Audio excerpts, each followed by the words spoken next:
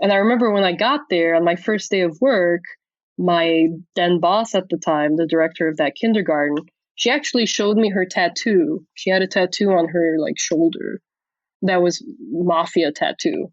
And she like jokingly was like, "This is my mafia tattoo. Don't fuck with me."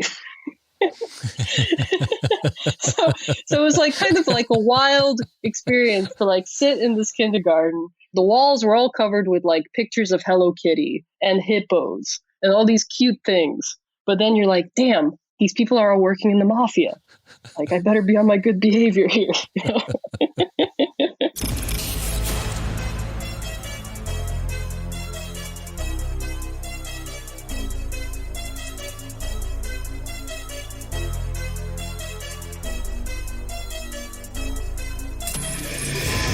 This is the Maverick Show, where you'll meet today's most interesting real estate investors, entrepreneurs, and world travelers, and learn the strategies and tactics they use to succeed. And now, here's your host, Matt Bowles.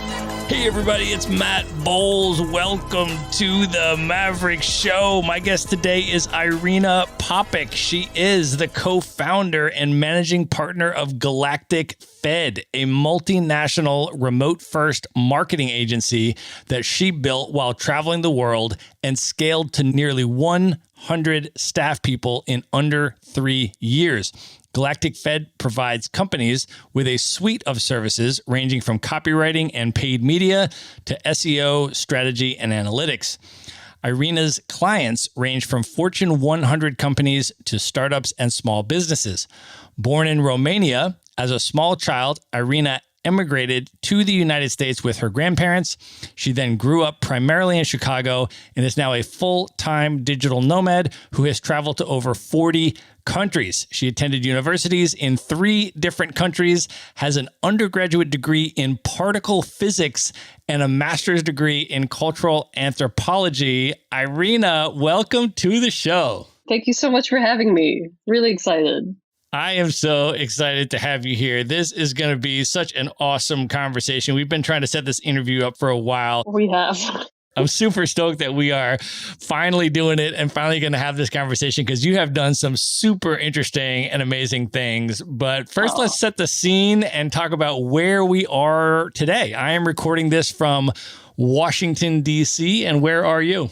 I am in the lovely sunny Chicago, where we've been having summery weather for the last few days. That's awesome. I was actually born right outside Chicago, so I have some Chi City roots that I can claim. Oh, nice. Now, I moved when I was 2, so I can't claim an enormous amount of Chicago heritage, but I can tell you that I was a diehard Chicago Bears fan for the first 2 years of my life. Wow, yeah. Yeah, I remember I grew up in the 90s, like hardcore Chicago Bulls times. I remember that. Like there was a massive mural in my like 5th grade lunchroom just of the Bulls. That was a big deal. It was like a religion back then. So let's talk a little bit about your upbringing and growing up. What was your childhood like? Where exactly did you grow up? And how did your interest in travel develop as you think back to that? I was raised by my grandparents. They're both oil painters. So back in Romania, they both worked as full-time artists, and they brought a lot of that spirit about art and culture into the household. So it was really nice. I grew up with them, lived in inner city Chicago. I would say really diverse experience if I look back on it now. You know, a lot of the kids in my class were coming in from all over the world. Some of my best friends were from like South America, parts of Asia, kids from all over the place. And it was really nice to grow up in this really diverse environment. And my grandparents being really into art, I had the opportunity to really like absorb those values about like appreciating fine art, learning about art history. They really encouraged a lot of reading and a lot of learning. I look back on that and I feel a lot of gratitude for that. As a kid, were you traveling at all, or where did your interest in travel come from as you grew up? So you had those different diverse cultural connections with different people, but were you actually able to travel outside of Chicago at all when you were growing up? Not at all. That is the funny part of it. So I was basically a homebody until I went off for college. Until then, I would say I mostly traveled through books. I loved reading as a little kid. I was a bookworm. before I was even able to write properly or hold a pencil. I was already taking notes. I had my grandma journal on my behalf. But I would say I didn't really get into travel until I was already properly an adult. But I do remember my favorite childhood book at the time, maybe about 7 or 8, was The Atlas of Exploration. It was just this short little book that shared all these stories of all the famous explorers, ranging from Vasco da Gama to Ferdinand Magellan to, Roald Amundsen. And I just completely ate this up as a kid. Like, for me, there was absolutely nothing more badass than setting out into the world and exploring something like that's unknown. That's amazing. Now, also, when you think back on your upbringing, I know you were intellectually interested in a lot of different areas. You ended up doing a degree in particle physics. You have a master's degree in cultural anthropology. You have all of the artistic appreciation and historical background and everything there as well. But when you think back, did you have any entrepreneurial tendencies? And can you trace back your current day business inclinations to any entrepreneurial tendencies when you were coming up? Yeah, I mean, I had a little brief stint with entrepreneurship. I'm almost a little embarrassed to talk about it, but this was back in 3rd grade. My uncle had given me as a present, like, a bunch of bookmarks. They were Teenage Mutant Ninja Turtle bookmarks. I think I had something like 100 of them. And I ended up bringing them to school, and the kids were like, whoa, those are so cool. We want one too. So I ended up setting up a little business where I sold bookmarks to the kids during lunch hour. Took the profits there, had a decent profit margin, and spent it on some good candy. So that was my early brush with entrepreneurship. But then, before Galactic Fed, my partner and I actually did start another business. We briefly started and launched a company called Odyssey. This was a drop shipping e-commerce platform, kind of similar to Etsy. So we were all about selling eco-friendly products. And we did end up building the site, setting it all up. We had built relationships with, I think, like 200 vendors. We had about 1,000 products on the website for sale. And then as we went through the process, I realized, damn, this is not a very easy business model to scale up. Because for every product that we sell, there's a very small profit margin. And to really take this off the ground, we're going to have to definitely raise funding. And I just wasn't in the mindset back then where I wanted to go down that route. So we ended up pulling the plug on that. But we did learn a ton of experience was gained from that about how to build a website that's beautiful, how to set up those relationships. So I wouldn't say it was a wasted experience at all. There was a lot that we learned that we brought into our next venture. For sure. And then let's also go back to the travel thing. So you get to college, and then how did your international travels begin? What was sort of the impetus that made you, having not traveled as a kid growing up, want to take that leap and go out of the country and start traveling the world? And what was your first step in doing that, first place you went? As I mentioned earlier, I was a total homebody up until age 21. Never really traveled anywhere. And then I was really lucky to apply to this German fellowship program. It's called the Deutsch Akademischer Auslandsdienst, the Rise Dad Fellowship Program. It is a fellowship program open to college students where the German government will sponsor you to come in and do research there for a summer. And I applied, and I was really, really lucky to get a spot at CERN. So this was my brief foray into working as a paid intern on the Large Hadron Collider. So that was my first time in a foreign country on my own. I was 21 years old. This was back in 2010. And it just opened up my eyes. Like, I had never lived on my own in a foreign place. And I just really enjoyed the challenge of it. I really enjoyed the process of self-discovery, the process of learning how to sort of just figure things out on my own, how to make friends in a foreign place, like how to build a life from scratch. I found all of this deeply interesting and desirable at the time. And Germany itself was lovely. I was living in a town called Dortmund, which is close to the Dutch border. Not the most touristic part of Germany, I've been told, but it was a really flat area full of canals, and people loved biking around. So I got a lot of biking in that time. I don't know if you're familiar, Matt, with Big Bang Theory. Yes. So I was basically living German version of Big Bang Theory there. Like, it was like something straight out of that show. It was me and then like 8 guys, all of them extremely smart, brilliant people in physics. And we just nerded out. Like every Wednesday, we would gather together, we'd order Chinese takeout, and we would play StarCraft. And then we would watch Big Bang Theory, which was a little meta. But we basically nerded out. And I remember one of the traditions we had was we would go on these bike rides together. Like the whole physics team would all go on these bike rides around the countryside there. And I was really impressed to see how in shape everyone was compared to me. I remember there was a guy on my team who was probably in the 70s, and he would be up and down that hill 3 times before I was finally even close to getting to the top. I remember once they were joking that I'm the American there, so I should probably get a bike that's on automatic, you know. That would certainly have helped at the time. So then from there, what was your next international travel experience? You got inspired by that. And then what was next? Well, during that same summer, I ended up traveling to Switzerland, of course, to see CERN, to check out the LHC, which was currently radiating. So we couldn't quite go down there to check it out like eyeball to eyeball, but went, checked out Geneva, Switzerland, traveled around, backpacked around Germany. And then the following year, I was already bitten by the travel bug, but I was still a physics student. So to placate this, I ended up signing up for a semester abroad. I actually moved to Sweden for a semester and lived in Stockholm. So early experiences were mostly Europe. Let's talk about that, because you spent a lot of time in Asia, which is obviously very different from those European locations that you were in. So what was that transition like? At what point did you decide to venture out of Europe and head over to start checking out Asia? Yeah, so I graduated in 2012. And I remember when I graduated, it was almost like, I don't know, I didn't really like the prospect of going into the workforce, of getting a 9-to-5 job, sort of falling in line in that direction. There was this part of me that just was yearning to travel. I felt like I was finally free. I had spent my 4 years in college, and I really just wanted to go out there and see what's out there in the world. So in 2012, I ended up saving up a bit of money. It took me maybe 6 months to do that. And then I ended up buying a one-way ticket to Taiwan. And there's actually there's a little bit of a backstory to that, because what I was going to do is teach English in Asia. I didn't really have a particular place I wanted to do it.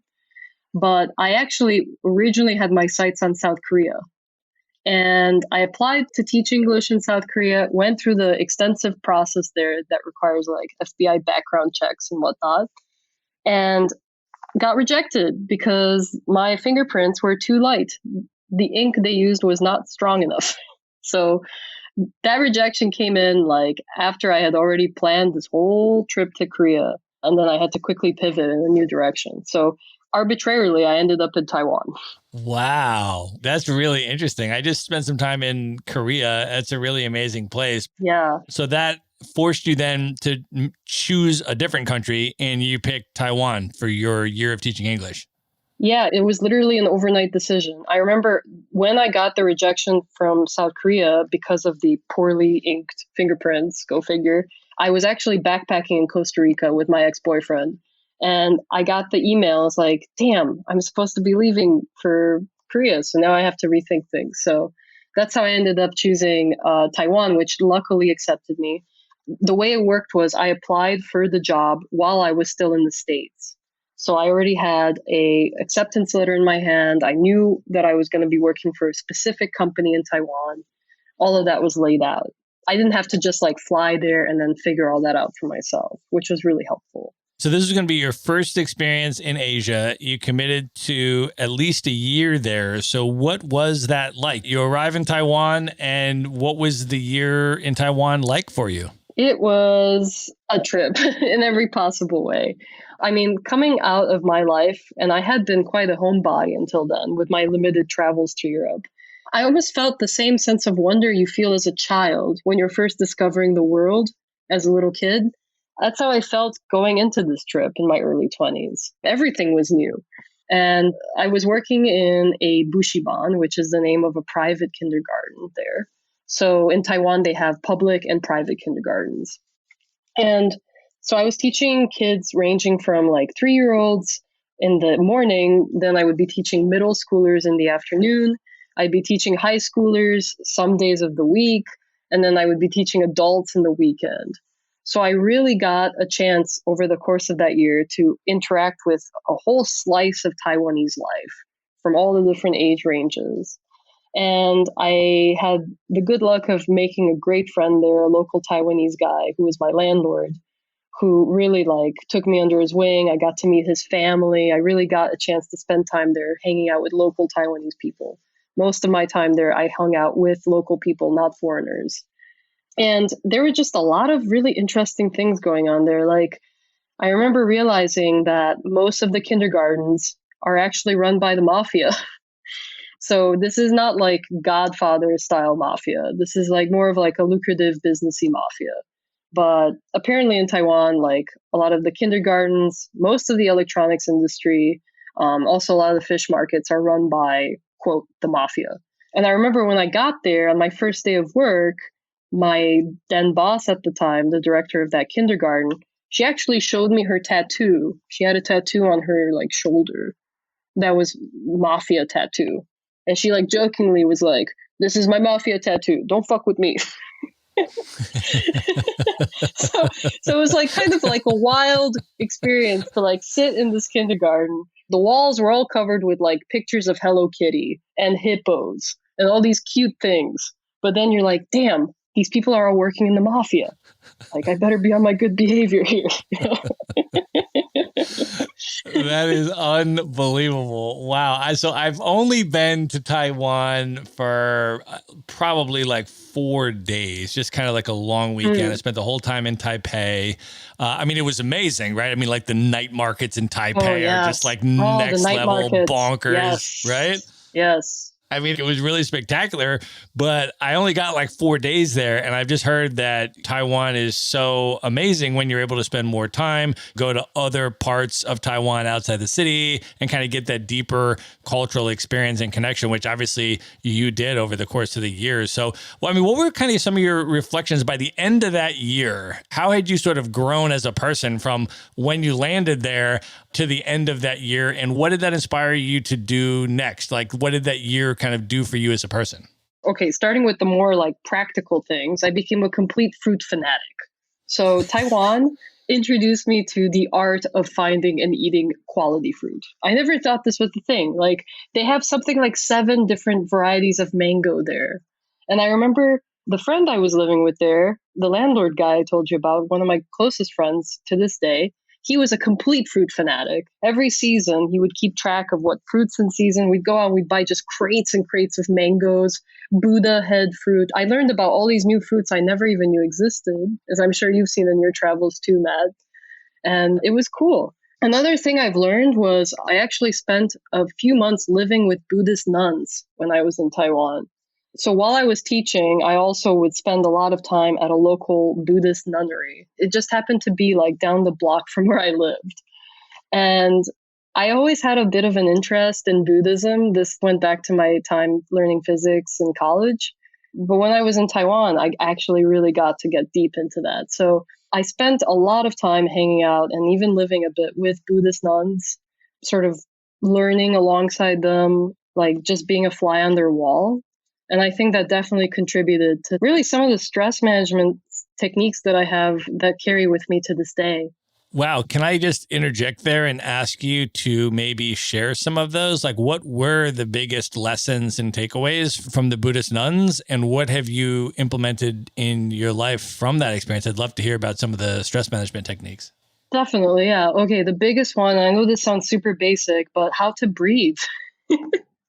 Like, it is a thing we're born literally doing. But it wasn't until I hung out there and started meditating. It's something I hadn't really done before. I mean, I had tried to over the years, but not really successfully. That was my first like serious attempt at meditating for more than 5 minutes. So meditating, learning how to breathe properly, how to breathe to calm myself down. I found that to be really key. And also eating very simply prepared vegetarian meals.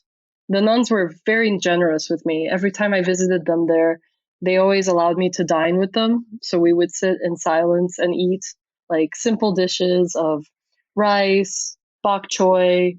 What else do we have? Just really simple vegetarian meals. And I think all of this kind of prepared me for my later travels because I learned how to live with very few things, and how to appreciate a simple meal. I mean, one of the biggest pluses of Taiwan was just saving up money. When I got there, I was almost dirt poor. This was way before any of my entrepreneurial experiments had started. So I was able to save up about $2,000 a month while living there. I remember at the time, my living costs were 10% of my salary, which I think is pretty amazing, if you ask me. So I was able to save up considerably over that year, which later on was very important as I went off on my travels.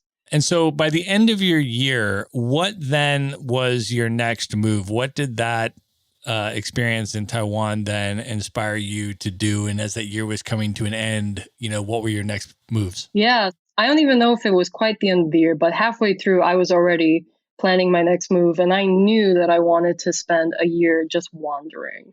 So after saving up the money, I called up a really good friend of mine, a dude named Steven LeBlanc, who I ended up traveling with quite a bit on that trip.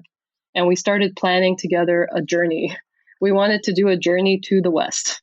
I watched a Hong Kong blockbuster while I was in Taiwan called Journey to the West that ended up inspiring the name of the trip. But yeah, basically the idea was to go on this like roughly year-long trip, start as far east as we can. So we ended up in Thailand and just go as far west as we can. And the destination for me ended up being Romania because I really wanted to reconnect with some of my long lost relatives there, including a grandmother that I had never met before. That's amazing. And I know you spent a lot of that trip retracing the Silk Road, which is one of my real bucket list things that I want to do. I have not done it. It's been so high on my list, and you just, slow traveled the Silk Road as part of your year-long journey, which I'm super excited to get into with you and hear some stories from that. But first, let's just start at the beginning of that. So you went to Thailand, and your first stop was in Southeast Asia before you went on the Silk Road. What were your experiences? Where did you go in Southeast Asia? And what were your reflections on that part of the world since it was your first time there? Yeah, so I spent a lot of time in Thailand, Laos, and Myanmar. These were the three areas of Southeast Asia I was in.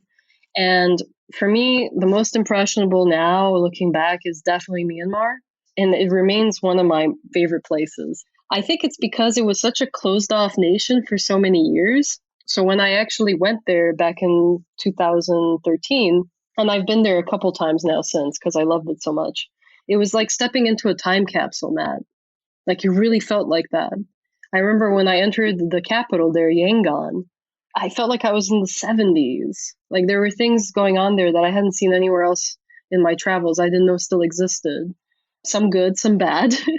I remember seeing child labor. For example, sitting down in the cafe, there were kids as young as 7 serving me. So definitely not all good things. But I was also amazed to see people working on typewriters. You would be walking down the street there, and there would be businesses where you can pay $1 or $2 and have an entire legal document typed up on a typewriter by somebody right in front of you. I remember walking through the streets of Yangon and just seeing all these ruins, these beautiful ruins from back in the British Empire time. Just these like majestic buildings that have been sort of gracefully falling into decay for decades. That really left an impression. And I was also impressed to see like just things that left a memory now that I look back on it. The second time I went to Myanmar, I just happened to be there during Buddha's birthday. I don't know if you've ever been in a Southeast Asian country during Buddha's birthday, Matt. It is an experience in and of itself. So basically, it's a giant water fight, like a citywide, possibly countrywide water fight. It's a little bit like Holy Festival, but with water. So when my friend and I stepped into Yangon, we didn't even know this was going on. We just stepped into the city. We had flown in. This was the second time we went there. And suddenly people are like attacking us with water balloons. There's kids coming out of the buildings with water guns, like pelting us. And then we realized, we asked somebody, what's going on? It's Buddha's birthday. Oh, goodness. So we started like covering up our bags. I remember at the time I was already a digital nomad. So I had my laptop in my backpack. I had all my tech gear with me, right?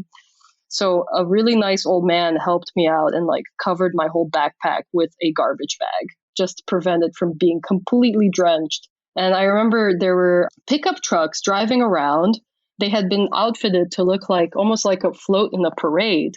And there were like young people on these trucks going around with fireman hoses, like just drenching people with them. It was a complete cacophony. It was amazing. It was like we were hiding behind cars and stuff. It was really something else. We actually ended up joining one of those roaming trucks that was going around. They adopted us into their clan, and we sort of just like hung out with them. They were a bunch of really nice young people, all Burmese, and we sort of just joined their little party and started pelting everyone else with like water balloons, water guns, stuff like that. Another thing that was cool about Myanmar was just like the way they organized their commerce. Like I remember there was one street there that was completely devoted to selling like brooms. There was another street that was like all ruby dealers. And then there was another street I found where they were basically selling used like car keys. Shop after shop of like specialist dealers selling you every possible used car key you could ever not want. It was there. So it was just remarkable to see all of this sort of happening. And there was this long street that just went on and on and on. I think it was probably 20 or 30 streets long that was just lined up with old books. And this is a great way to really capture the sort of the DNA of a city, right? Walking down the street and looking at the literature along its sidewalks. And I remember looking at the books and seeing a mishmash of like books going back to the 20s, like back to like how to be a good servant, which was really weird. And then you had like Windows 95 for dummies, or how to be a self-made millionaire overnight, or like there were like books like advanced nuclear engineering textbooks, like everything, all the mix. And you could really get a sense of like the ambition and like the eagerness to learn and pick up new skills. So it was really interesting. That's awesome. And then after Southeast Asia, I know you also went to the Indian subcontinent, and in South Asia, you spent time in India and Nepal, which I would love to hear about. I've not yet been to Nepal. I have been to India. So maybe I've been to India a couple times. So maybe let's just start there, because I'm super excited to hear, where did you go in India? Because it's absolutely enormous. Oh, yeah. And how was your Indian experience? I think for me, it was just a place that I felt every spectrum of human emotion when in India. Like there was never a dull moment, especially as a solo female traveler. And first of all, to assign geographic location. So I spent time in the northern half. So I lived in New Delhi for a month and then traveled around the northern bits, making my way up to the Himalaya region. So hung out in places like Himachal Pradesh, Dharamsala, which is the Dalai Lama's hometown, right, where he's based. Made it into areas like Manali, which are also up there in the Himalaya region. And I spent a solid month living in Delhi. I really wanted to see what it's like to live in a big Indian city. So I ended up renting an apartment in Delhi and living there for a month. And some of the highlights, wow. Well, one of them was I was there during Holi festival. So one of my good friends there, really nice Indian guy who's a filmmaker, we ended up traveling to Krishna's birthplace, a town called Vrindavan, which is like one of the, quite possibly the holiest city to be in during Holi. So it was like a war zone. Can you explain, just for people that don't know, what is the Holi Festival, both in terms of like what is the inspiration for it, and then also what happens there, just for people that have never heard of that? It's a Hindu festival. It takes place every spring. And it's really about welcoming in the spring season and celebrating the end of winter. So it usually falls on the day of the full moon, and it's a 2-day event. And traditionally, the idea is that you go around and you sprinkle people with a little bit of colored powder. But I have to say, like, being in Vrindavan, which is, like I said, the holiest place to be during Holi, no pun intended, it was like next level in terms of just intensity. Like, we'd be walking down the street and man, people were pelting us with colored powders. I definitely stuck out, probably because I was one of the few foreign females out there. I didn't really see too many other foreigners in general. And at the end of it, I actually have a picture, Matt. I'll share it with you after our podcast. But at the end of it, all you could see were the whites of my eyes. Like, my entire body was, you know what happens when you take all the colors, like all the paints, and mix them together? That was me. You couldn't even see, like, my hair was permanently dyed red for the rest of my trip. And the eyeglasses that I continue to wear to this day were, like, for a while, they were dyed pink. I was seeing things through rose-colored spectacles as a result of being pelted with tons of pink paint. So it was pretty cool. I remember at one point, my friend and I, we were being so freaking destroyed by the people there with paint and, like, every possible form of, like, water gun filled with colored paint, that we ended up seeking refuge in a little store. We were, like, hiding behind the displays in the store. And the old guy running the store there, he kept trying to get us to leave because he knew that we were a target and he didn't want his store to be covered in paint. So we, like, quickly got a couple Cokes and a couple Kit Kat bars. And at the end of it, we just kind of sat and, like, just reflected, drinking our Cokes. Like, what did we just go through? He was even worse off. I think because I'm a lady, they were a little bit more caring, but he lost his shirt. Like, we don't know where it went, but at the end of that trip, there was no more shirt on him. Like, it was ripped in half for a while, then it was gone. And I remember at one point, it got really bad, and, like, my glasses fell off my head, and just the craziness of the whole event. And the car almost ran over my glasses. And I remember thinking, okay, I need to take a break. I've had enough of this. It just so happened that right next to me, there was a temple. So I remember I, like, stepped into that temple. There was a group of old ladies from Bangladesh who were sitting there in the temple. There were monkeys, like, walking along the temple walls, eyeing my eyeglasses. And I remember I just sat there for, like, a good half an hour with these old ladies in that temple, holding on. The ladies were, like, motioning to me to hold on to my eyeglasses because the monkeys were definitely going to come and grab them anytime. And I must have enlisted some degree of compassion or pity or mercy from the old ladies there because they just kept feeding me biscuits and tea. And my friend went off to keep attending the holy events, and then he came back later. It was an experience for sure. That's amazing. Those monkeys can be remarkably aggressive if you've never seen monkeys like that before. I can remember very distinctly, actually also going to a Hindu temple, but this one was in Indonesia, in Bali, right? Which has some of the most amazing Hindu temples I've ever seen in Bali. And so was going to this one, and it's this whole complex, and it's in a beautiful area, you know, overlooking a cliff, overlooking the water and all this kind of stuff. And we go in, and our guide tells me immediately, he says, take your sunglasses off and put them in your pocket, like zip them and like secure them. I'm like, secure my sunglasses? He's like, yeah. I'm like, why? You know, because it's like sunny out. He's like, just trust me. He goes, because of the monkeys. I was like, because of the monkeys? I'm like 6'5". I'm wearing my sunglasses. You're tall. It'll be easy for them to reach them. Yeah, I'm like, a monkey? But he's like, just trust me. So I do it, right? I zip them into my pocket, you know? Yeah. And sure enough, we're over by the wall, you know, overlooking the water. And there's another dude there who's wearing sunglasses. Right? Uh-oh, the next victim. And he's just standing there. And this monkey comes up from the other side of the wall, you know, is standing on the wall. And the dude's kind of just looking at him. He's like, oh, look at this cute little monkey. The monkey reaches over, grabs his sunglasses off his face, right? Oh, my gosh. And then the monkey puts the dude's sunglasses on himself. Okay. So there's the monkey looking at the dude wearing his sunglasses. Okay. Oh. So then the guy and the other people, first he's like in shock. He's like, oh my gosh, my sunglasses. And then he looks and the monkey puts the sunglasses on. And then him and his friends are like, oh, that's so cute. Look, the monkey's wearing my sunglasses. At that point, the monkey takes the sunglasses off, puts them on the wall, and stomps on the sunglasses with his foot and shatters them, wow. and then just looks at the dude like, what? Take that, dude.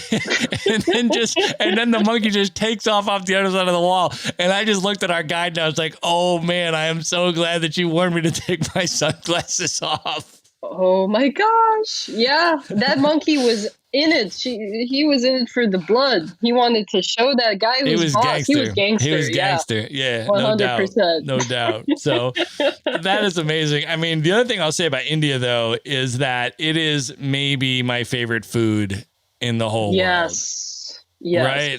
I mean, doubt. Whatever else is going on my India trip on any given day, as long as I'm eating 3 meals a day, I'm just delightfully happy in India. Oh my God, yes. I was completely spoiled there. And then after India, I know you also went to Nepal, which I have not yet been to. Super high on my list. I've heard amazing things, but what was your experience like in Nepal? So we took a motorcycle from Delhi all the way up to Kathmandu. So biking down the sand dunes towards Nepal, had to go through some desert terrain. There were some sand dunes. Bike got caught up, tipped over on the side. Now, the part that was kind of embarrassing for us was because this was a small town we were heading into, the people along the way saw us, these 2 gringos tipped over on the side of a sand dune. And by the time we reached the town, the people there had already talked about us. They already knew about us. They knew our story. They knew, oh, those 2 people bubbling on that sand dune, they're coming into town now. So by the time we reached our hotel, the owner was like, are you the guys who fell on that sand dune an hour ago? Yes. So this was in Nepal. We had already crossed the border, and we ended up going down these really epic mountain roads. You probably know what I'm talking about. Those really curving, quite narrow roads where there's barely enough room for 2 cars to pass by, let alone 1 big truck. And while we were going along this road, a big truck came towards us, and our bike ended up sort of tipping into the ditch between the mountain and the road. And the bike actually fell on top of me and Steven. Steven got away with a couple of broken ribs. I was very lucky not to have any injuries. Jeez, wow. Yeah, it was. It was a game changer. We realized that we're not going to keep doing the motorcycle thing. Not on this trip. Too many potholes, too many weird traffic things to bypass, too much stuff to carry. It wasn't working out. But we did serendipitously end up in a really nice little village because of that accident. The people pulled us out, helped us get back on our feet, and we were invited to come to the nearest local village there, nestled in the mountains of Nepal. And we spent a few days there just living there with the locals. And I met some really lovely women my age who kind of adopted me into their home, which was coincidentally a foot shorter than me.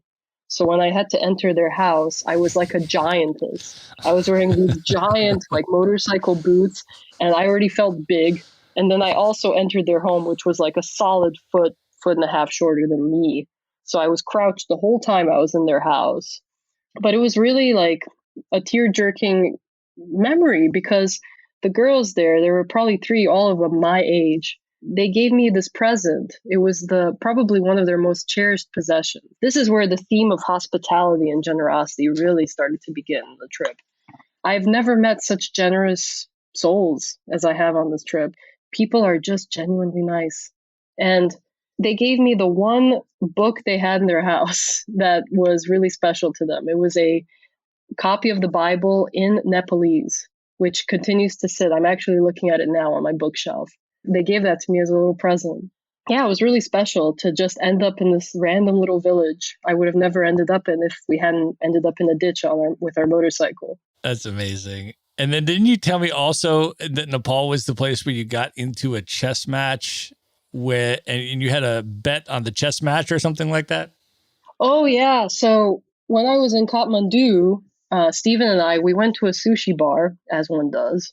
And when we were in there, we were playing a game of chess. And then just a random person came up to us. It was a really nice, maybe in his 50s, English guy who placed a bet on our game. And I just happened to win the bet. And he's like, all right, you win. I'm going to buy you a drink and I'm going to introduce you to a shaman. And I was like, oh my God, yes, please. So he gave us instructions where to go the next day. And as luck would have it, I figured out how to get there, although it was really labyrinthine. But I ended up at the house where the shaman was visiting. And this was his friend, a French guy who was living in Kathmandu. He was an antiquities dealer. And he'd been living there for a couple decades now, sort of splitting his time between Europe and Nepal. And he knew a lot of shaman, and they regularly visited his home. He sought them out for spiritual help, for medical help, and I got to meet face to face a real shaman. Not only did I meet the shaman, who was a really, really nice guy, but I spent a solid, what was it? Must have been about 2 weeks just hanging out with him. He invited me to come along on his life, like just to stick around and see what it's like to be a shaman. So the next day, we actually traveled to the outskirts of Kathmandu, where he was hired like a consultant to come to a family's house there and cleanse the house of bad spirits. So I was able to sit, kind of on the margins and watch the shaman prepare the ceremony, like set up clay figurines, set up this whole like elaborate series of figurines, of candles, eggs, just all the different parts that make up the shamanic ritual, and basically cleanse this family's house that they had just moved into, which was remarkable. And then after that, he invited me to come to his home. So we traveled, I think it must have been an 8 or a 9-hour bus ride to the middle of Nepal, somewhere deep in the mountains where he lives. And it was a little village. I don't think it was maybe more than like 15, 16 houses.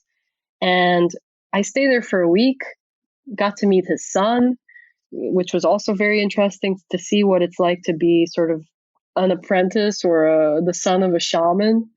And I realized after a few days of living there that not just this one shaman lived there, but all of his neighbors were also shaman. I think something like 7 of the houses there were all Nepalese shaman living there. Wow, that's amazing. Yeah. So just hung out there and like got to see what it's like for him to practice these rituals. At one point, they invited me to join in on the ritual as well. Never had this before in my life, but I ended up wearing this belt of birds. These were like mummified birds that went around my body with bells and whistles. And there was a shrine where you would leave fruits and other offerings to the gods. And I remember we went into this trance-like state where we drummed almost nonstop for about an hour. And then after that, we had this local yogurt drink that is drunk in a lot of places, not just in Nepal, that was meant to be like a kind of cleansing ritual. That was easily one of the most memorable experiences. And hanging out with the shaman's son was really interesting. He was a teenager at the time. He must have been maybe 16 or 17. He was obsessed with Metallica. Obsessed. Like, he had like all of his t-shirts were death metal t-shirts. It was just funny to see this, like, in the middle of all this. That's amazing. Okay, so after Nepal, you ditch the motorcycle idea, and then you go to begin the Silk Road journey. Can you talk a little bit about, and just give some very basic context for people that have never heard of the Silk Road? What is it? Where is it? Why is it called that? Totally. So Silk Road, this goes back to maybe like from around the 2nd century BC up until the 14th century AD. This was the historic trade route that connected Europe to the Far East. So people like Marco Polo being the most famous, they would take the journeys along the Silk Road, which was really a series of routes to bring back or to do trade with countries like China, India, Malaysia. Well, back then it wasn't Malaysia, but Java. So these were the ancient trade routes that connected Asia and Europe.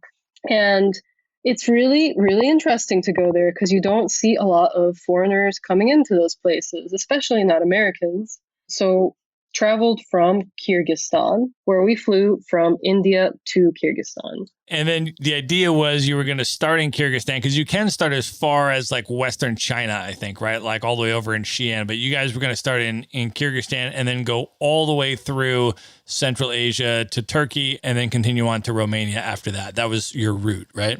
Exactly. That was the route. We began in Kyrgyzstan in the capital, Bishkek, which I knew very little about before I got there, which made it super exciting.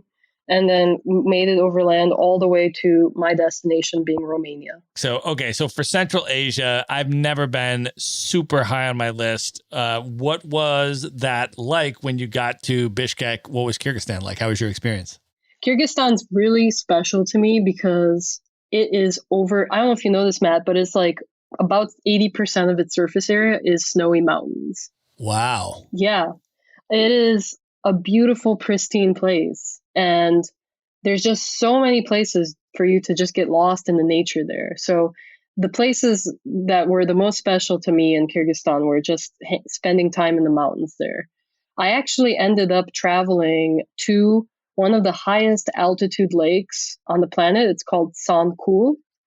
And by this lake, there were a group of semi-nomadic people living who spend like part of the year in urban areas and then part of the year with their horses out in nature. And they let us stay with them. We ended up crashing in their yurt. And I don't know if you know, but one of the national drinks in Kyrgyzstan is horse milk. So they don't have a lot of cows there, not a lot of dairy options. So horses are a very prized animal, and so is their milk. And I remember when I met the nomadic people there, they were very, very generous, very hospitable, and they really wanted me to try the horse milk. And because I was a guest coming in all the way from Chicago, it couldn't just be any horse milk. It had to be freshly milked. So they made me they prepared freshly milked horse milk.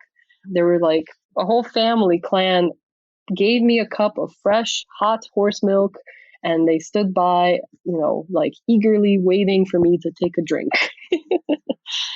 That was an interesting experience. I have to say, it's not the worst thing I've ever tried. I wouldn't order it off the menu if given the chance in the future, but I definitely appreciated the gesture. Let's put it that way. That's amazing. Another memory in Kyrgyzstan was the bazaar there.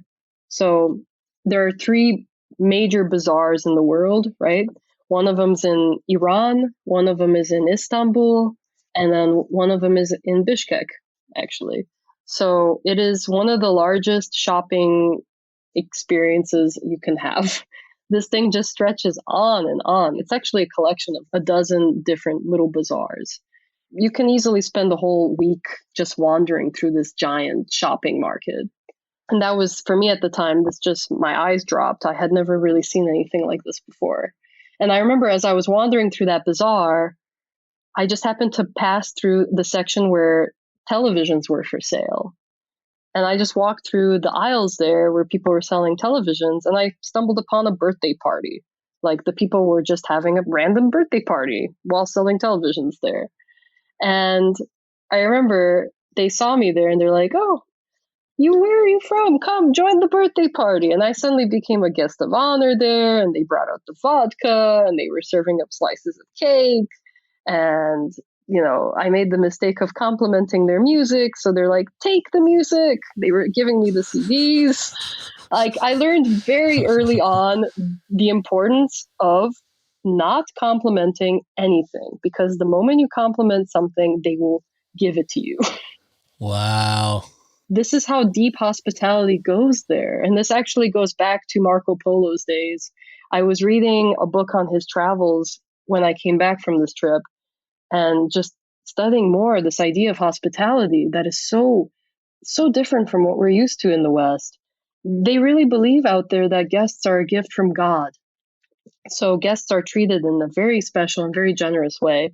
And as a newbie out there, I made the mistake multiple times of just out of a good nature complimenting a woman's ring. She immediately gave me her ring. I could not give it back. No possible way she would entertain that. I made the mistake once of being welcomed into somebody's home and making a compliment about the painting on the wall. And I remember he just started taking the painting off the wall to give it to me. And I'm like, no, I cannot carry that in my backpack. Please put it back on the wall. Unbelievable. Wow. The people were just outstandingly kind and generous. And at that time, going back to your earlier question, Matt, about what I've learned from my trips, man, my faith in humanity was fully restored. Like, I have to say, in those 11 months of traveling around, a lot of people asked me later on, were you afraid? Were you in danger? Did you ever feel somebody was like, in some way going to target you? No, absolutely no. I did not have a single bad experience with a human being. I did have one with a dog, but that's another story. That's so amazing. I love that. Okay, so your Silk Road trip, though, this is a completely overland trip. So you're traveling overland through Central Asia. So after Kyrgyzstan, you went into Tajikistan? Exactly. We went into Tajikistan, which is south of Kyrgyzstan. So Tajikistan was its own thing. How to begin? I mean, a lot of time was spent in nature there too. I actually ended up traveling with a couple friends to the southern border of Tajikistan, it's an autonomous region that has occasionally had skirmishes because Tajikistan's had some civil war experiences. It has wanted to be its own thing. So it was really interesting going out there and seeing that restricted, sort of autonomous region, which borders Afghanistan. There's a beautiful chain of mountains along the Afghan-Tajik border called the Pamirs, which are coincidentally a big ski destination, especially for Russians, apparently. This is a place that has probably been the way it is for thousands of years. We're talking stone houses where the stones are laid on top of each other using like ancient building practices. Large, beautiful rolling hills that are pastoral, mostly pastoral people with sheep and goats. We're really talking about off the beaten path here. And it was something to behold Afghanistan across the border. I made it all the way to the river that bordered Tajikistan with Afghanistan. There was a really small river. I probably could have swum it, didn't try to, but I did get to see on the other side, I think there was a little group of teenage boys, and we communicated through like body language, like waving at each other, trying to communicate that way. But that was my brief, like, sort of view into Afghanistan. And heading down there along the border, we were really lucky because we ran into a wedding. It just so happened that the night we were there, one of the nights, there was a wedding in town. And of course, the entire village of 100 people were at the wedding. So of course, we were invited too. And going to a Tajik wedding is an experience in and of itself. Like, the whole wedding took place in a rather large room, not too big, maybe the size of 2 living rooms. Men on one side, women on the other. In the middle was a very tiny dance floor, big enough for 2 people. Far end DJ playing the latest, nothing like what you would hear, not the stuff we hear at our weddings. And people would take turns, 2 people at a time dancing while everyone watches. And it was just remarkable to see this. The women wore these beautiful velvet tunics. I remember really impressed with the fashion there. Velvet is completely in. Everyone wears velvet. And then how are you guys getting around these countries when you were going through them? Yeah, so we bought a car. We bought a proper station wagon back in Kyrgyzstan. Life was so small and simple. I would sleep. The back of the car became my home. It's funny, the door of the car became like a bookshelf. Each little pocket in the door was a special place for me. The backpack that I carried around with me, it was like my own little living room. Inside every single possession took on a special meaning. So looking back on those simple days, I feel like they really filled me with a kind of resilience, because I look back on that time sleeping in the back of that station wagon with very few possessions, very little money in the bank, very simple times, no job at the time. I didn't even have a phone for those 11 months, Matt. Nobody could get in touch with me. I was legally gone. I had disappeared. And I was really happy. That is amazing. That is so amazing. Yeah, no phone, no job. I communicated with my family through email. And that's it. It was about as simple as it gets, truly living in the moment, you know? Wow. And I loved sleeping in the back of that car. I would return to that in a heartbeat. It's good to return to that. I think it really fills you with perspective. So after Tajikistan, next up was Uzbekistan. Exactly. So Uzbekistan was interesting. It was a different vibe for sure. It's a bigger country, bigger economy, more industrialization. When we got into Uzbekistan, one of the highlights was this little town called Khiva, Khiva. And what's really special about it is it's got an old part of the town that's really ancient. And the buildings there are all made out of sand and mud. So as far as the eye can see, you just see this like, it's almost like a view out of Aladdin, where all the buildings are ancient. There's this fortress wall that goes around the old town that you can actually climb and scale and walk along.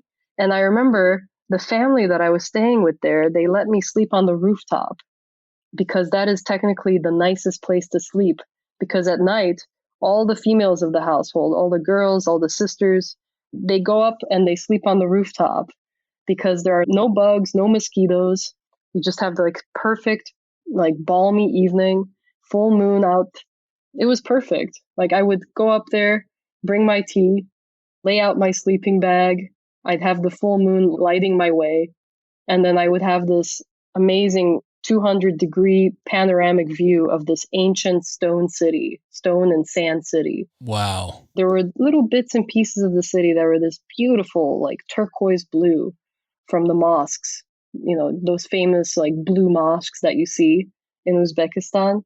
So yeah, that really left an impression. That's amazing. So I've not been to Uzbekistan. I have definitely seen the pictures of the bright blue turquoise mosques. And Yeah. what was amazing last year, I did the Trans-Siberian Railway and took the train from Moscow all the way across Siberia to Ulaanbaatar, Mongolia. And on that journey, we stopped in a city called Kazan, which is part of a semi-autonomous region of Tatarstan. And there it's a super majority Muslim population.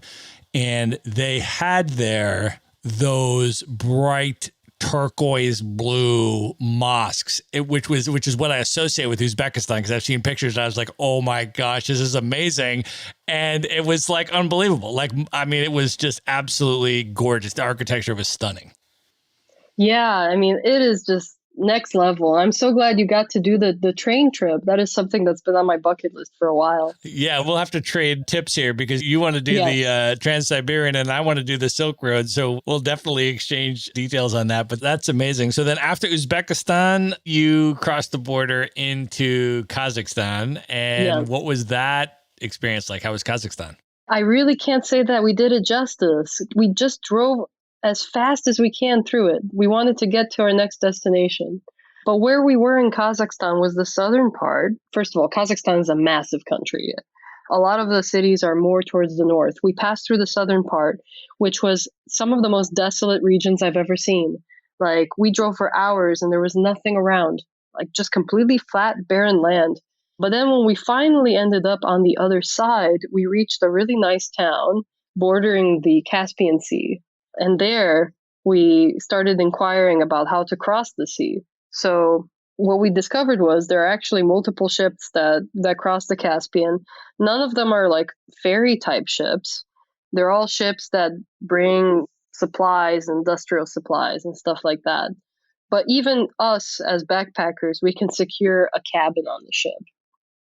So we ended up securing cabins.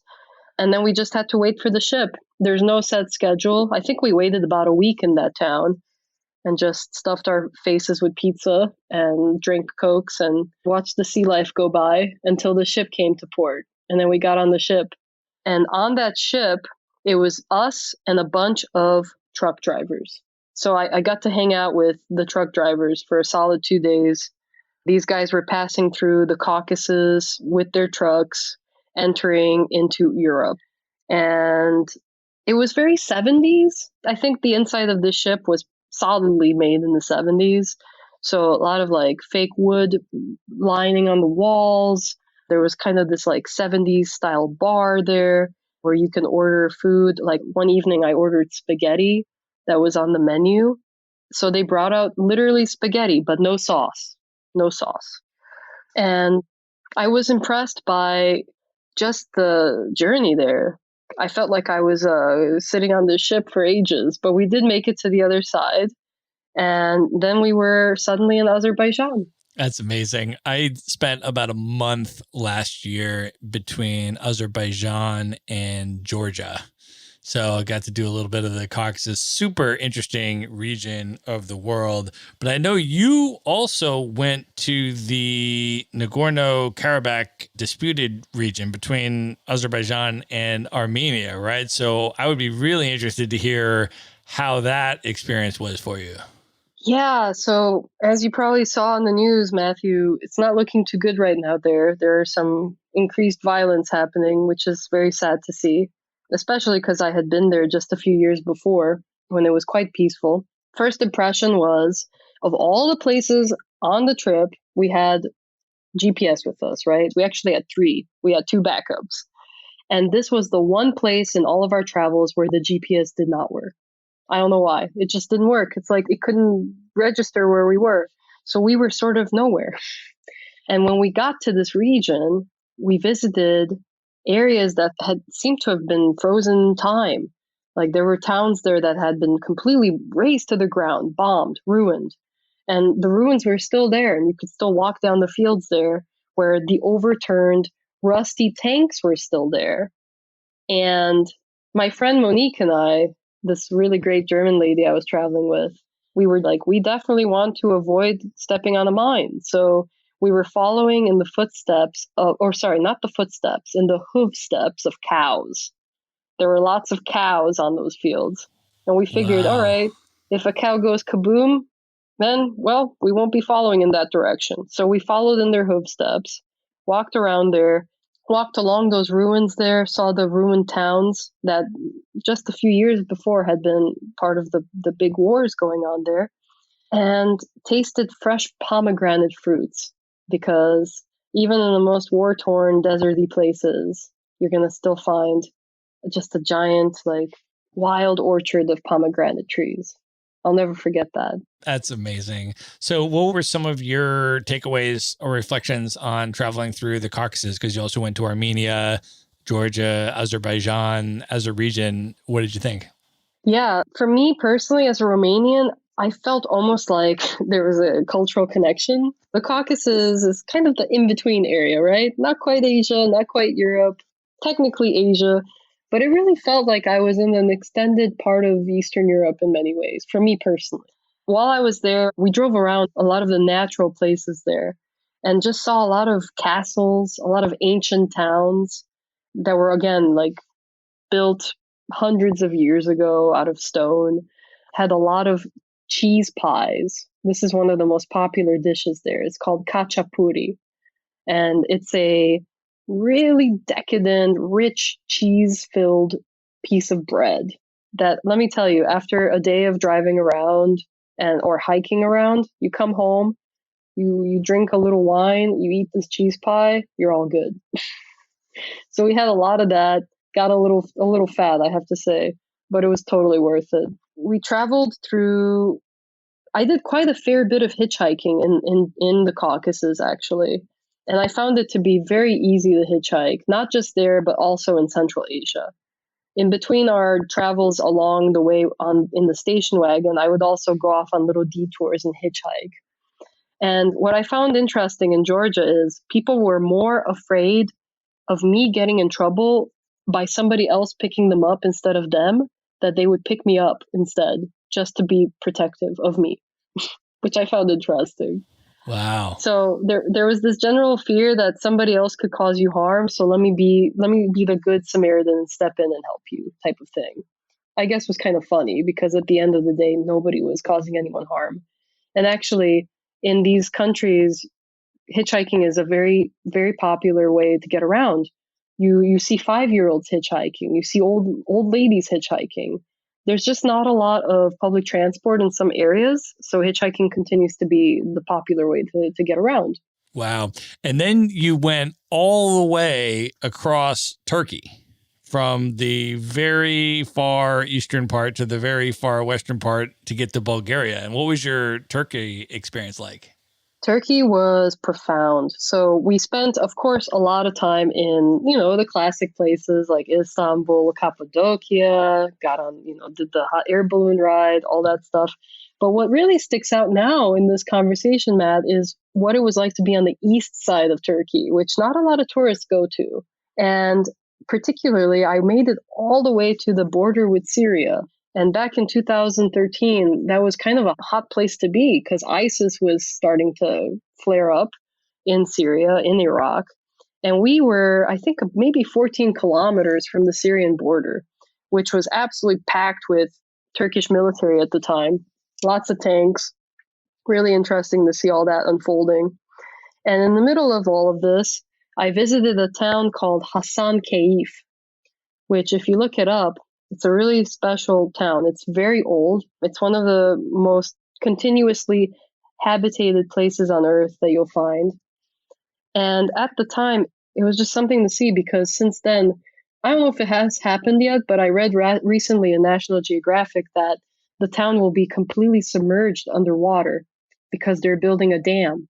So it was remarkable to go there and to see this town that has been sitting there for such a long time before that happened. To get that memory, I think is quite special. Wow. If it hasn't happened already, then either this year or next, it will be completely submerged underwater. Like all the ancient buildings there, everything. And the people moved to a new location. So I'm glad I was able to catch that before it happened. Yeah, that's amazing. And Istanbul is actually the only place in Turkey that I have ever been. I've not been to any of those other areas. I definitely need to spend a lot more time in that country because Istanbul was just such a spectacular city. I was so enamored with it and definitely want to go back and do more of Turkey. So then you finally got into Europe and you went through Bulgaria and back to Romania. And I would love to hear about how it was for you to reconnect with Romania as an adult, as an experienced world traveler. What was that like for you? Yeah, that was a remarkable personal set of moments for me. So, when I moved to the US with my family when I was 2, there was a bit of a separation there between the two sides of my family, between my dad's side and my mom's side. So there were just a whole side of the family I had never really met before. I was really determined to go back to Romania and to find my roots. This included a grandmother that I hadn't met before, included just the whole family of cousins, aunts, uncles. So getting to Romania, thankfully I speak the language, because otherwise I don't know how I would have been able to navigate this. I was able to meet my grandmother for the first time, connect with that whole side of the family, and it really helped heal a lot. I really got to see a part of myself. You always want to question and understand your origins, where you come from. And I'm lucky to say that I was able to do that. And it is funny when you go back to your country of birth. I spent my whole life from a small age speaking Romanian, but always in the context of home, not really out there. And it was funny to suddenly hear be immersed in this environment where everybody is speaking this language that you speak normally at home. It was a little bit surreal to see that. But yeah, spent quite a bit of time walking around the streets of Bucharest, the capital there where part of my family is based, and then heading up into Transylvania, which is where I was born and where, my mom's side is based, where Dracula is from.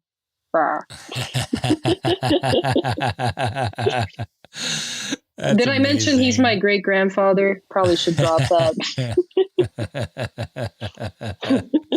That's amazing. So, Irina, after all of this world travel, when you think back, and I know you've been to a number of other places we haven't discussed on this podcast, you've been to over 40 countries now. So as you think back on all of this travel and you reflect on your overall experiences and learnings and your takeaways, why do you travel? What do you get out of it overall? What does travel mean to you at this point in your life? There's a writer I really respect. Her name is Anais Nin, and she famously said once that when you write, you taste life twice. So I had the good fortune as I went on these travels to take meticulous notes. I actually have something like 10 notebooks full of notes from that 11-month trip alone. And after I wrote the notes, I kind of just shelved them away and didn't look at them for a while. So I've been using this time to just go through the notes, like make sense of what I saw all those years ago, and maybe even pull some stories to write about. That's where I'm at right now with travel. But I think once this pandemic is over, my favorite way to live life is as a semi-nomad myself. I kind of like to spend half of my time here in my home, sort of recharge, and then I love to spend half of the year out there, just traveling. So that's what travel means to me now. And you've also mentioned to me, and I want to ask you about this, that you feel that you thrive in diverse, fast-changing environments and that you enjoy risk. Can you talk about that and what you mean by that? Yes, I think it's important to say that I practice what is probably most closely described as calculated risk. So I think everything in life, like if you ever want to experience anything worth experiencing, there's going to be risk involved. There's just no way around it. And in doing this trip, this 11-month trip, I absolutely had to put myself out there and I had to accept and deal with risk. Camping in the middle of nowhere in a small town in Tajikistan, accepting hitchhike offers, all of these are little risks. But I think that as you go through life and as you sort of learn to tune into your own intuition, and intuition is so key. If something feels wrong in your gut, I don't do it. I try to make well-informed decisions, what I call calculated risk. And I find that generally things do work out. And in the worst case, you can always usually negotiate something. But I also tend to jump out of situations if I feel that they are not going in the direction I want them to go to. And I certainly can say that in those 11 months of traveling, there were things that I backed out of that I thought were too risky for me. And that looking back in my early 30s now, I probably made a good choice. But yeah, definitely calculated risk is key. You can't have a lifetime full of interesting memories if you don't put yourself out there and take that risk. And do you have any other tips, particularly for female solo travelers that may be at the beginning or the earlier stage of their world travel journeys? Yes, couple tips. I really practice this. I field tested this in my own travels all the time. Try to blend in as much as you can physically. Like, for example, when I ended up in India, I was very proud to say that if I compared my experiences first getting there, people were constantly staring at me, taking me into it, giving me their attention. As it makes sense, I stuck out like a sore thumb. I was tall. I was wearing hiking clothes in the middle of Delhi. I stuck out. So within a few days of getting there, I realized, wow, I really need to change my appearance. I need to act like Romans do when in Rome. So I bought the local clothing. I bought the shalwar kameez, the tunic and pants. I changed how I look, and I really tried to blend in with people in each country. And this is something I tend to do everywhere I go. I usually, when I go off on a long backpacking trip, I don't bring too many clothes with me because I realize that when I get there, I'll be buying the local clothes that everybody wears. So I find that to be very important to do. And something else that sort of as a testament to that, by the end of my time in India, I actually had somebody come up to me in Delhi and speak to me in Hindi. They thought I was Hindi. So it clearly was working for me. And it probably doesn't hurt that I have brown hair. I tend to blend in most places. But I found that to be practical. Another tip I had was when you're traveling on long train trips, for example, I did a couple overland, like really long, like 2 to 3 day long train trips in India as a solo female. I would go to the train ticketing office in Delhi, and I actually, for a couple bucks, you can bribe the person there to tell you, this is not very nice, but you can bribe somebody there to tell you exactly where on the train, like in which train carriage you have the other foreign females, their names, their age, and where they are in the train. And you can actually have yourself placed along with them in the train. That's what I did. So I never really was all that solo in my trips. I tried to orchestrate little situations where I wasn't traveling alone. I made good friends along the way and found ways to travel with other people. And I found that to be useful. That's really, really good advice. Well, let's use this concept of calculated risk as a pivot point to start talking about your business, Galactic Fed. And Maverick Show listeners actually know your business partner, Zach Boyette, who Yep. I interviewed. That was episode 94 of the Maverick Show. If anybody has not listened to that episode yet, highly encourage you to do it. He's another amazing person, as you obviously know, an incredible world traveler, super brilliant entrepreneur, and your business partner. So definitely want folks to listen to that episode. But I would also like to get your take and sort of your perspective on the founding of Galactic Fed, and maybe just starting off with your reflections or tips on how to select the right business partner, because I feel like that is something that is really, really hard to do. And I would love your take on how you did that. I mean, it is not easy at all to find your business partner. It is up there with the difficulties of finding any partner, marriage partner, dating. It's kind of the same situation. It's really hard to find a business partner that resonates with you, that shares your values, shares your work ethic, shares sort of the direction you want to take a business. And it isn't something that I thought was going to happen until I met Zach. I was really lucky to meet Zach back when we were both working at TopTal. So I was heading up SEO at TopTal. Sorry, probably a little bit of context is helpful here. TopTal is a big online services business.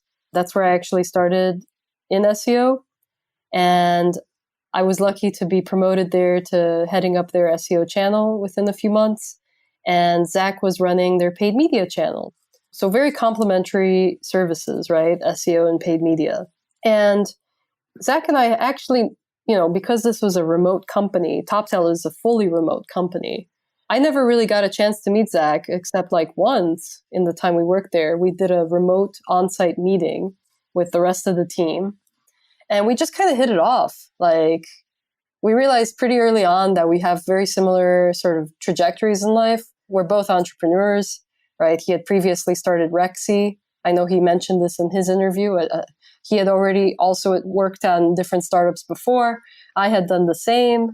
We both brought really interesting, yet complementary, yet different, like not overlapping, but different set of skills to the table. Of course, Zach's super brilliant.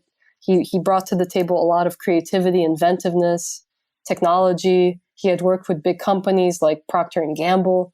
Just a whole slew of different skills that he brought to the table that I didn't have. I had other skills. I came from more of a research background with physics, more of a process background. And we just kind of clicked. And we realized that, wait, we're both essentially trying to do the same thing here. He was keen on starting a paid media agency. I was keen on starting an SEO agency. And we just kind of came together and realized we can just combine forces and start Galactic Fed. And in the Myers-Briggs language, we're both quite similar. We're both ENTJs. So it really worked out. Like, we really felt like we have a very similar sort of way of looking at systems. Like, the way we organize our team is very scientific. We love like the scientific method, sort of testing ideas, data-driven ways of looking at results. It all just kind of clicked into place.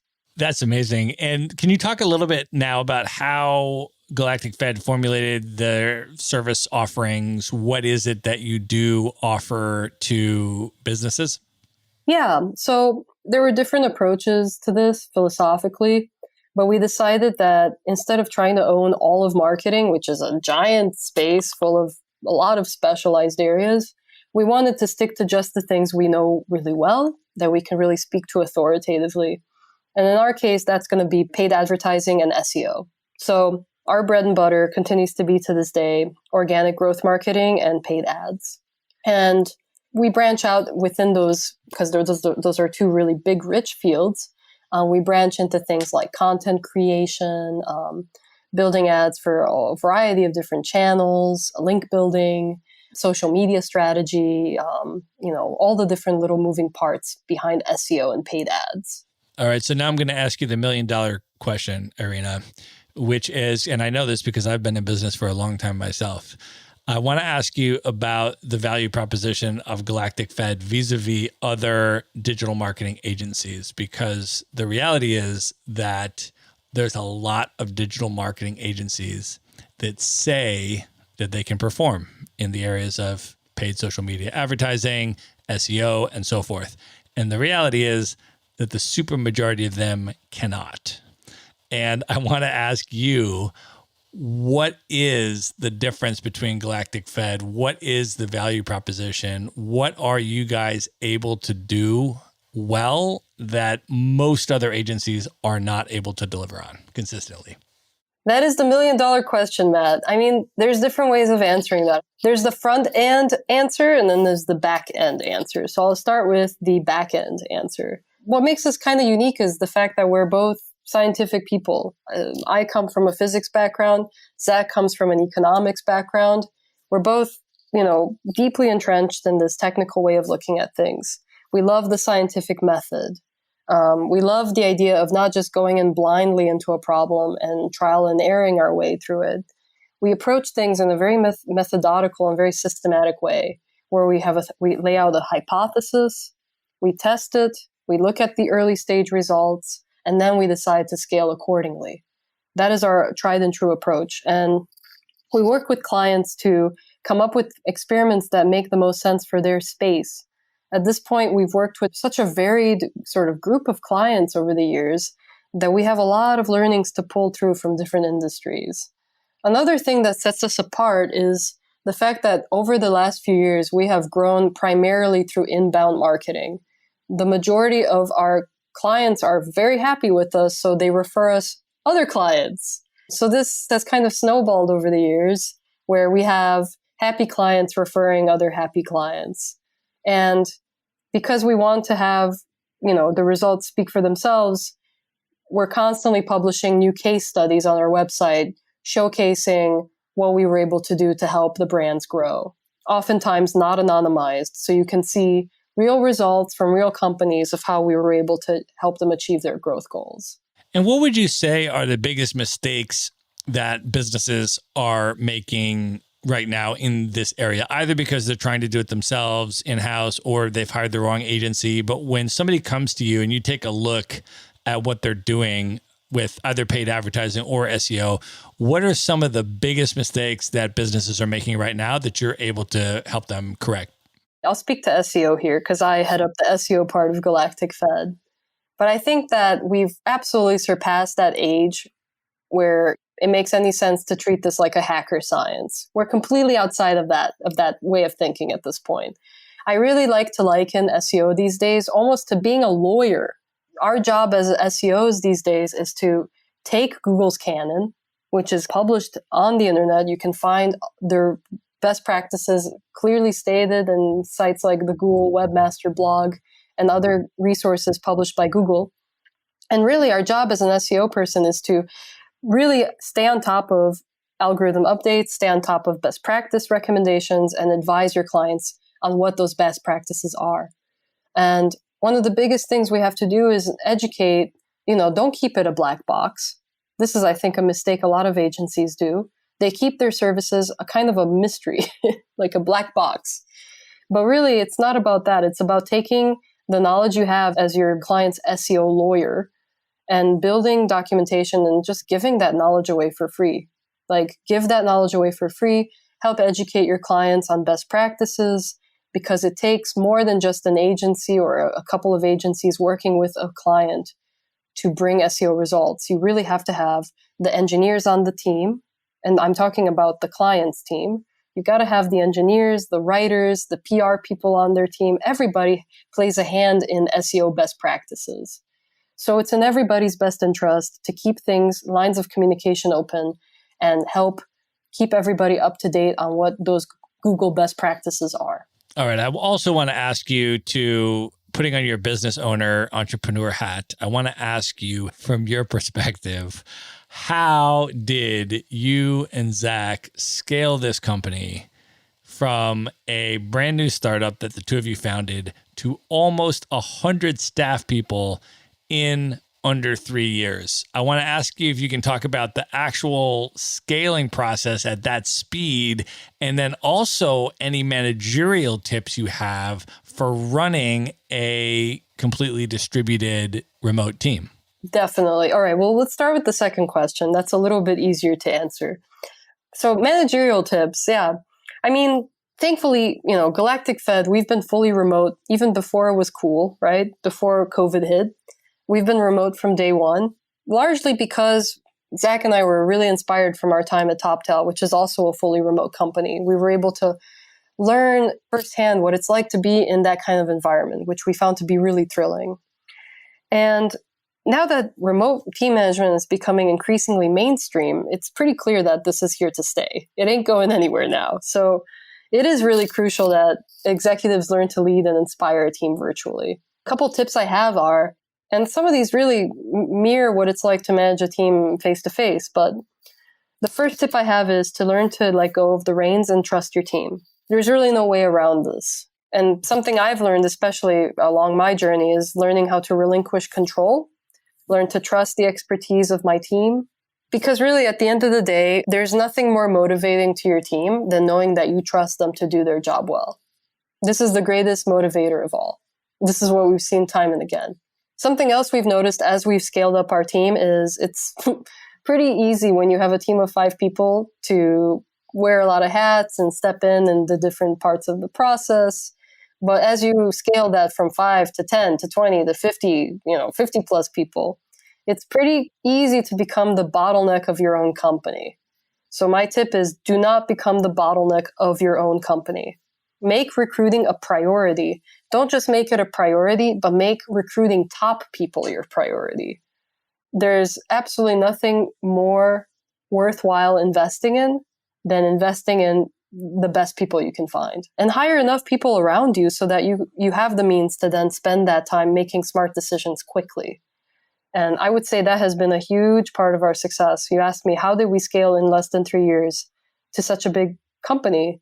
And it really came down to building a team around us that helps us make those smart decisions quickly. That was key.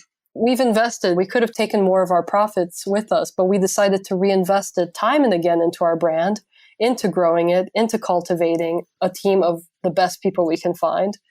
And we find that now as we scale up and we have more projects, that's paying back in dividends, if that makes sense. Okay, this is not so much related to remote team management, but something I've definitely learned having run a company for a couple of years.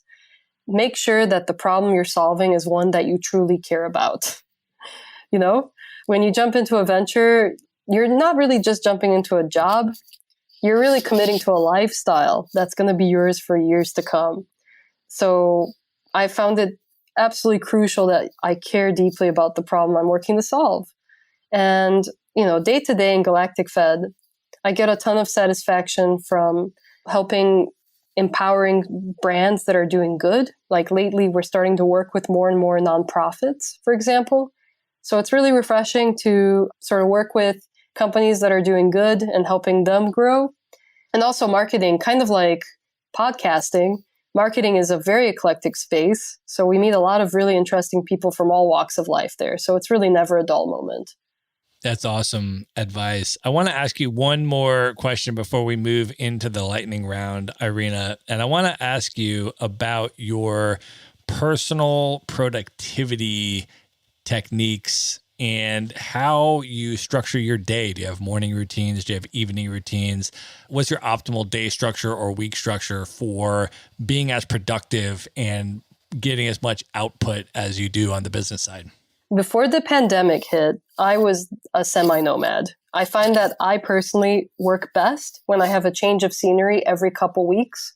So I would spend part of my time here in my home in Chicago, part of the time traveling. I would rotate usually every few weeks on this. So average, I would end up spending half the year traveling, half the year at home. Now, granted, with COVID happening, this has forced us to rethink our lifestyles and our routines a bit. So I'd say for the past year or so, my routine has been pretty standard. I like to spread my work across all 7 days. I actually prefer that. So my days are largely the same every day, but I also have less work than on any given day. I typically start the morning with some meditation, some mindfulness. I keep a journal that I've been journaling in for most of my life. I have this habit. So I like to journal and gather my thoughts in the morning as a way to sort of collect my mood. I have been caffeine free now for maybe 5 years. So I typically don't take any coffee in the morning. Little known fact, I actually have ulcerative colitis. So you might be familiar with this, the autoimmune disorder. So for me, managing stress has really been an issue of health. Like ulcerative colitis is heavily stress caused. So over the years, I've had to find ways of like shaping my diet, shaping my lifestyle in such a way that I can manage this disease. And one of the biggest factors for me, especially in the last couple months, has been cooking. I've been taking up a lot more cooking in general, and I've come across this AIP diet. I don't know if you've heard of it, autoimmune protocol diet. But it's basically something I've been trying out now for a year, and I found it to be really healthy for me. It's basically focusing on removing, like restricting certain vegetables or certain types of food that are known to cause inflammation. So I've been removing those from my diet and just generally eating more lean proteins and veggies. But yeah, in terms of like productivity routines, I start in the morning with my mindfulness, meditation, journaling time. I don't like to sit for long stretches of time. So you'll find me getting up every half an hour or so. I like to do some push-ups, some sit-ups, some squats. So I try to do that throughout the day, actually. And it's a habit I actually picked up from, I think it was Kurt Vonnegut, one of the famous writer. I think he also liked to split up his day by like doing push-ups or sit-ups every hour. So I thought that was cool. And then I like to take walks. So every day I will go for a long walk, usually in the afternoon. And I do some of my best thinking there. So yeah, that's kind of how I like to structure my time. That's awesome. All right, Irina, at this point, are you ready to move in to the lightning round? Boom. Let's do it, Matt. Let's do it. The lightning round. All right, what is one book that has significantly influenced you over the years that you'd recommend people check out? Free PR. So this is 100% a business book recommendation. I thought it was helpful. Free PR, an amazing book that covers like a playbook for how to get the most out of your PR when you're running a business. I found it extremely helpful. What is one travel hack that you use that you can recommend to people? Always put your precious items in your carry-on and keep all your toiletries and keep an extra fresh t-shirt in there for when you land. Awesome. Who is one person currently alive today that you've never met that you would most love to have dinner with, just a one-on-one evening, you and that person? Salman Rushdie. I'm a big literature buff and I absolutely love his works. I would love to have dinner with him, though he probably would think I'm a bit of a boring dinner guest, but I'd love to hear him talk. All right, what is one piece of advice that you would give to your 18-year-old self if you could go back in time knowing everything that you know now? Don't work so much and don't be so serious. I think I was way more serious back then than I have been now. Like, live a little. Awesome.